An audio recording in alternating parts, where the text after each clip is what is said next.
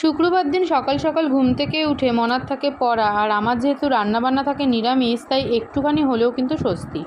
মাছ মাংস রান্নার দিন কিন্তু বড্ড বেশি ঝামেলা হয় বারবার হাত ধোয়ার।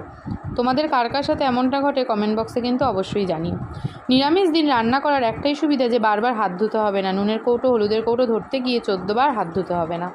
আজকে রান্নার মেনুতে রয়েছে এঁচোড়। এঁচোড় খেতে তো আমরা ভীষণ ভালোবাসি, আমি আর মনা। গণেশ অতটা ভালোবাসে না।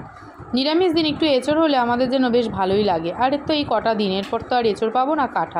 কাঁঠাল আমরা কেউ খাইও না, আর ঘরেও আনা হয় না। তোমরা কারা কারা এঁচোড় কাঁঠাল ধুয়ে সব মেলে দিয়েছি কমেন্ট করে জানিও তো। আমার মেয়ে তো সকালে এখন মনাকে আনতে যাবো, সেই জন্য সানস্ক্রিনটা ভালো করে অ্যাপ্লাই করে বেরোলাম। বাইরে যা রোদ, এসে খেলাম মনার কন্যা নিয়ে 1 গ্লাস গ্লুকন্ডি জল। মনা কেন গ্লুকন্ডি জলটা করতে ভালোবাসে অবশ্যই আমার বড় ভিডিওটা দেখো, তাহলে বুঝতে পেরে যাবে। এখন ভাঁজ করবো, তারপর সমস্ত কাজ সেরে নিলাম। আজকের মতন টাটা, দেখা হচ্ছে নতুন ভিডিও। যাওয়ার ইচ্ছা নেই।